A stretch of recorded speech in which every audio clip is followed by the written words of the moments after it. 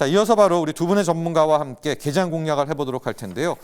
정경민 IBK 투자증권 분당센터 팀장, 김성훈 KM파트너스 대표 모셨습니다. 안녕하십니까? 네, 안녕하세요. 자, 바로 개장 키워드 열어보도록 하겠습니다. 개장 키워드, 짐 싸는 외국인. 뷰티가 답니다.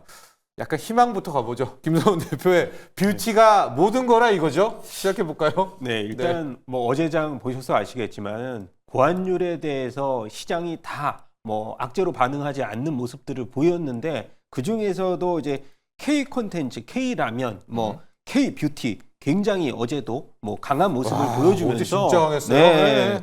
그래서 온리 K가 세계를 이제 어느 정도 잠식하는 모습들을 보여주는 업체들. 그래서 해외 매출 비중이 일단 전체 중에서 뭐 한 40% 이상이 되는 또 화장품 고환율의 또 수혜를 얻을 수 있는 피부 미용 관련주들이 어제 강세를 보였는데 그 중에서도 저희가 이제 휴젤이라든가 클래시스 그리고 이제 파마 리서치 그리고 이제 화장품 쪽에서는 이제 대장주 역할을 하고 있는 VT도 강세를 보였는데 일단 펀더멘털이 굉장히 중요하다는 역할을 좀 보여주고 있는 상황에서 미국 같은 경우에 이제 VT 같은 경우도 그렇지만은 이 코스트코의 온라인 플랫폼에서 한 달 만에 이제 완판을 보여주는 흐름들도 계속 보여주고 있고요.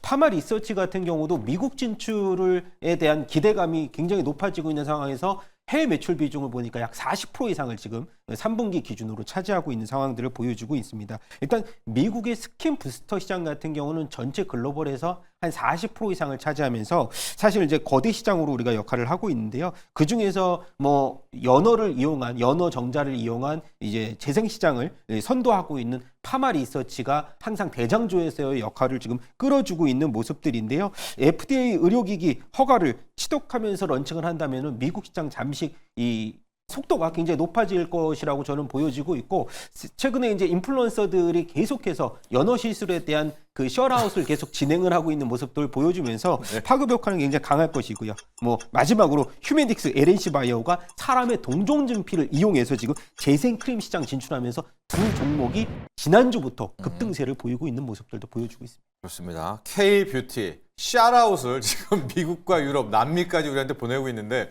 오징어 게임 2 있잖아요. 네네. 이거 약간 여기도 관련주까지 갈 수 있어요, K-뷰티? 이것까지 너무 갖다 붙이나요? 너무 붙인 면이 없지 않아 있는데 예, 오징어 게임줄의 흐름을 이제 본다면 원에서도 사실 이제 출시되면서부터는 시작됐잖아요. 네, 왔잖아요. 반등을 K-뷰티로. 보여줬지만은 네. 사실상 이게 이제 어느 정도의 테마성 위주로서 본다면은 K-뷰티처럼 이렇게 강세가 지속되지는 않을 거다 저는 그렇게 보고 있고요. 단기성으로 접근하시는 게 맞겠다. 그러다가 이제 보다가 나도 한국 이렇게 그래서 한국 K-뷰티 보톡스 맞을까 이제 요렇게까지 제가 생각을 했는데 너무 과하다. 또 K-뷰티는 이미 K-뷰티다 또 이야기를 해주셨고요. 정명희 팀장과는 짐 싸는 외국인으로 가봐야 될 것 같아요. 원달러 환율 1,450원. 방어를 해서 이 정도 아닙니까? 짐 싸는 외국인 시작해 볼까요?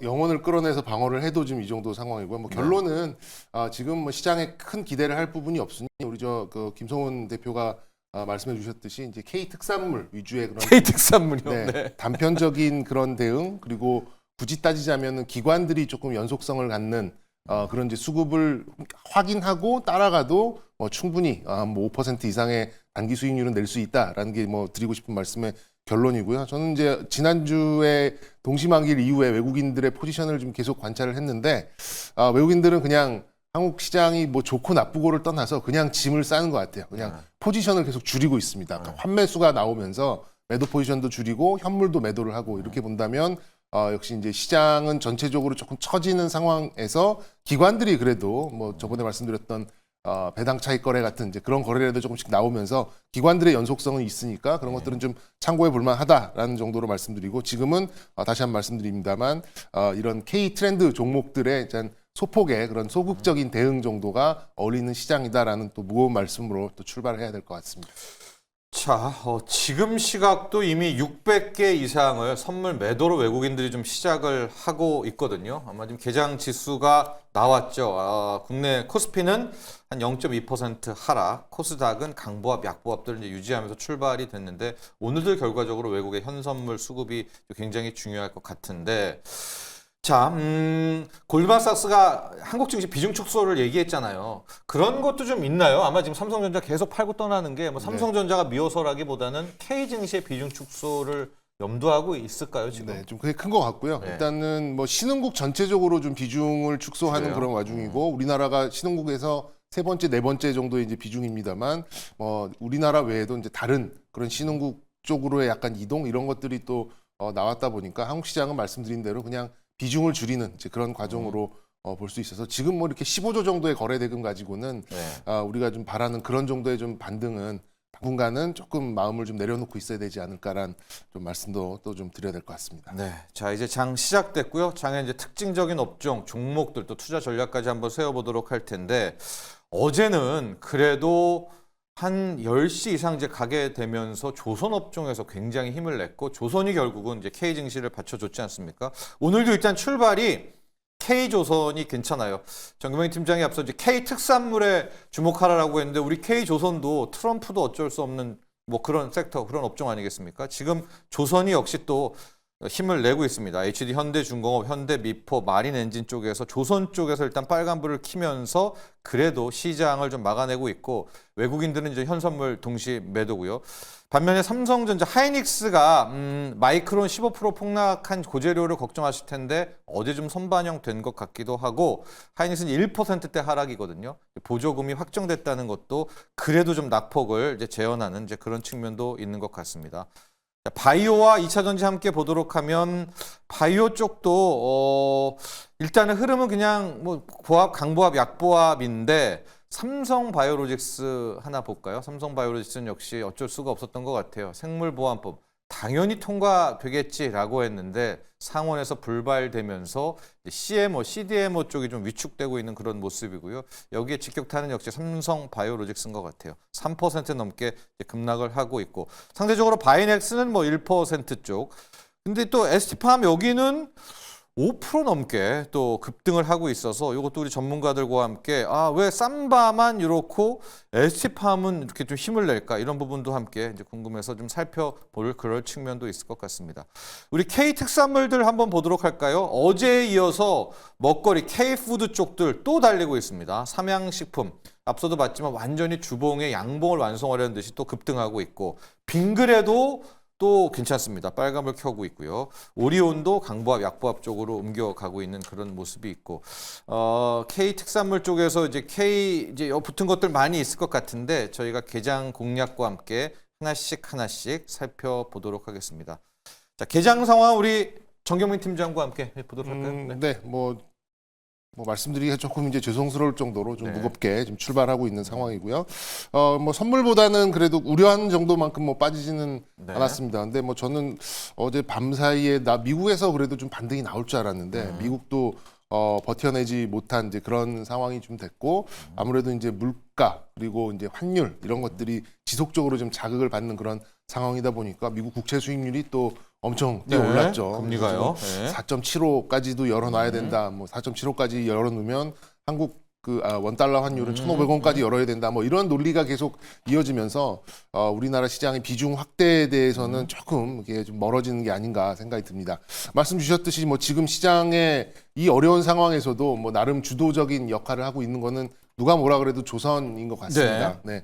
조선 좀 운이 없죠. 만약에 시황이 좀 단단한 시황이었다라고 하면 훨씬 더 폭발력을 내면서 뭐 현대중공업 기준으로 뭐 한 30만 원 선을 뭐 등락거리는 이런 흐름이 좀 나왔을 수도 있는데 그래도 어려운 와중에 또 이 내러티브 또 실적 이런 것들이 다 좀 잘 맞아가는 거는 역시 조선밖에 없는 것 같아요. 뭐 조선은 만약에 이제 뭐 소위 말하는 눌림 뭐 약간의 조정이 나오면 좀 적극적인 비중 편입 같은 건 좀 고려를 해보셔도 뭐 아직도 뭐 저는 훨씬 더 갈 곳이 높다라고 좀 생각을 하고 있기 때문에 뭐 조선주 대표적인 종목들 HD 현대중공업, 뭐 HD 한국조선해양, 또 미포, HD 현대미포, 뭐 마린솔루션, 한화 뭐 이런 빅4 조선사들 위주로 지속적인 강세는 좀 예상되고요.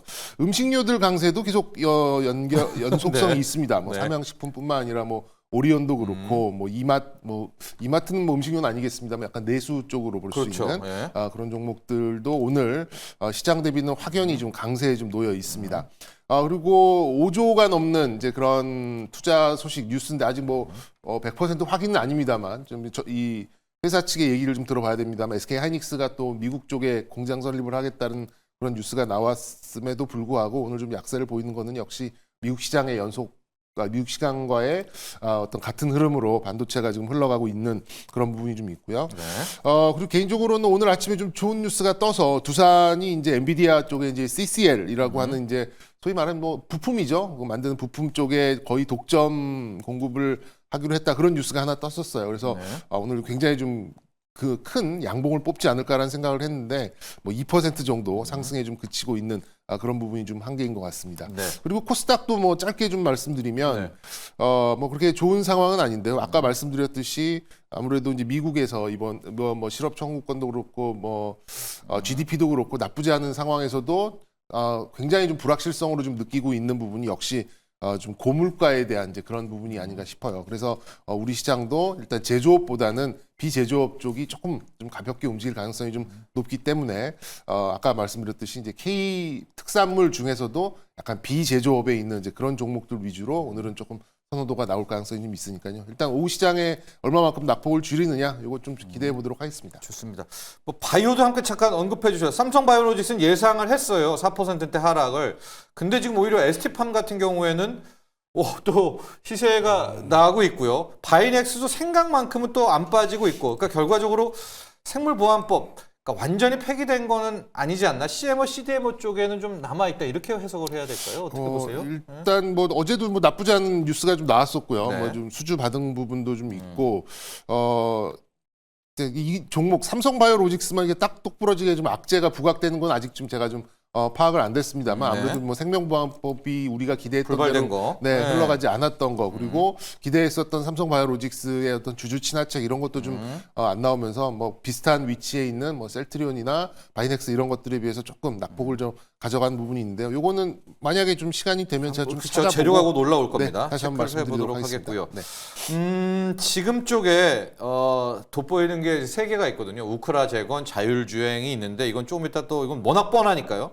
원전주가요. 두산에너빌리티, BHI, 우진엔텍, 또 G2파워까지 여기 한 팀이잖아요. 김성훈 대표, 원전은 지금 특징적인 재료가 있나요? 네, 일단 지금 원전 같은 경우는 체코의 드코바니 원전 이제 그 한전기술의 설계팀이 사실 지난주부터 이제 체코를 방문을 해서 또 구체적인 이제 그 계약 체결에 관련된 이슈가 일단 있었습니다. 사실 예, 이제 예. 비밀리에 그것들이 이제 오고 가고는 했지만 하고 있네요, 계속. 네, 하고 있습니다. 예. 그래서 제가 알기로는 아직까지 수면 위로 내년 3월에 본격적인 최종 계약이 이제 나오겠지만은 네. 지금 원전에 대해서는 사실 정권에 대해서 사실 피해주로서 다시 부각이 될 것이 아니냐라고 하면서 고점에서 상당 부분의 낙폭을 기록했기 때문에 네, 맞아요. 어느 정도 기술적 반등이라고 해석할 수도 있고 아니면은 SMR 관련돼서 미국 쪽에서도 일부 차익 매물이 좀 실현이 먼저 됐기 때문에 사실상의 조정폭 이후에 반등이 좀 제한적이랄 것이라는 이 흐름들도 있겠지만은 네네. 아까 말씀드렸듯이 두산 에너빌리티가 이제 15조에 가까운 수주 잔고도 좀 보유하고 있고 네. 최근 들어서의 그걸 관련된 뉴스케일 파워의 사업 협력 양해각서 체결된 이후에 또 투자에 대한 지분 확보 차원에서도 굉장히 장기적으로 부각될 수 있을 것이라는 기대감도 있을 뿐더러 아까 말씀드렸듯이 체코 관련돼서는 한국과의 관계 개선은 계속해서 두텁다라고 이 언론에서도 계속 얘기가 나오고 있는 상황에서는 저는 사실 이게 먼저 좀 설레발이긴 하지만은 네네. 체결에 대한 가능성은 저는 높다. 60-70% 이상이다. 저는 그렇게 보고 있기 때문에 사실 지금의 흐름에서는 한전 기술을 앞세워서 두산 에너빌리티 그리고 한전 KPS 같은 경우는 최근 들어서 지수 하락폭도 제한적이고 그리고 이제 주주 환원율에 대한 배당 매력도까지 있기 때문에 이렇게 세 종목 정도는 좀 중심을 잡고 우리가 계속 지켜봐야 될 모니터링을 계속해야 되지 않을까? 저는 그렇게 좀 긍정적으로 보고 있습니다. 좋습니다. 오늘 원전주 실은 체코 원전도 어두운 시국이기는 하지만 계속해서 추진을 하고 있다는 이야기를 주셨고요. 지금 보니까 한수원 컨소시엄이 루마니아 우크라이나도 체르나보다 원전이 있는데요. 이 원전 1호기가 설비 개선이라든가 뭐 고쳐야 되는 거 있지 않겠습니까? 아마도 1조 2천억 규모인 것 같아요. 루마니아 쪽에 애프터 서비스 설비 사업에 됐던 것도 수주했다라는 거. 이제 이런 것들이 이렇게 저렇게 오늘 원전 쪽에 투심을 좀 함께 주는 것이 아닌가 이런 보면 될 것 같고, 우크라 재건주도 한번 보도록 할까요? 오늘도 보니까 자유주의 우크라이나 재건주인데요. 정병 팀장, 이제 우크라이나 재건주를 또 많이들 이제 뛰어드신 것 같아요. 근데 오늘은 좀 앞에 시세가 냈다가 변동성이 굉장히 크거든요. 전진 건설 로봇 SOS 스틸텍 지금은 오히려 줬다가 그냥 쫙 빼버리는데 우크라이나 재건주에 대한 어떤 입장 갖고 계세요?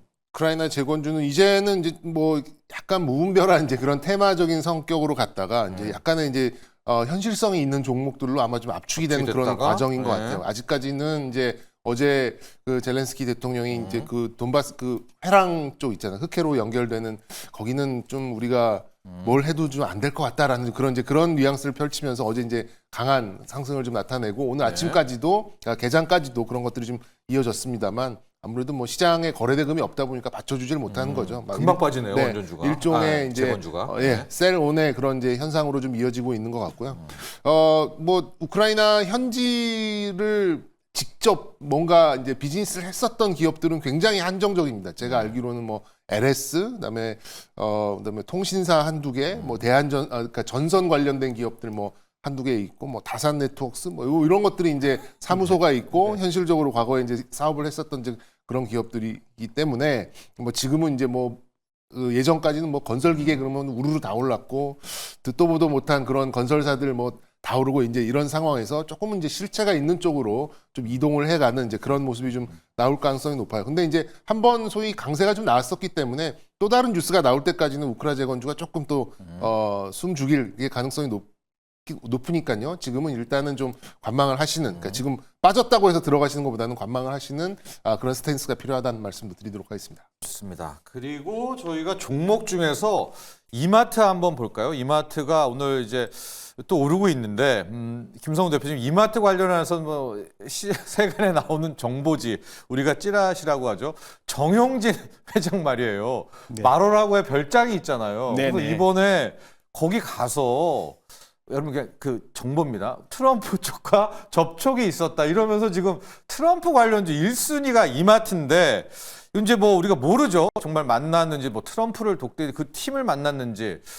근데 지금 친분이 있는 것 같긴 또 하거든요. 이제 이럴 때 이런 이마트 근데 최근에 구조조정도 하고 좀 정영준 회장이 달라졌잖아요. 옛날에 그런 모습도 아니고. 네네. 그런 거 어떻게 보세요? 이런 친분주잖아요. 이것도 크게 보면. 그렇죠, 그렇죠. 그래서 네. 그런 친분을 제가 알기로도 굉장히 친해서 자주 좀 옆집인가 그렇대요. 네네, 말하라고. 왕래를 네. 하고 뭐 몇 박을 묵기도 하고 네. 그렇다고 하는데 지금 이마트 차트 흐름만 보면은 사실 고점에 65,000원 고점에서 돌파를 한다면은 시세가 일단 뭐 이마트 같은 경우도 네. 사실 미국에 대한 진출 이래서 사실 연결고리가 미국 진출을 본격적으로 할 수 있는 교두보를 마련하는 거 아니냐. 네. 그래서 사실 어떻게 보면은 이마트도 이제 우리가 뭐 트럼프의 관련 트레이딩 관련주로 네. 속할 수 있다라는 갑자기 기대감이 나왔어요. 굉장히 크고 있기 네. 때문에 저는 그래도는 한번 이제 우리가 본다? 힌트는 네. 보지만은 차트로 좀 볼까요? 해석을 해야 될 것 네. 같아요. 그래서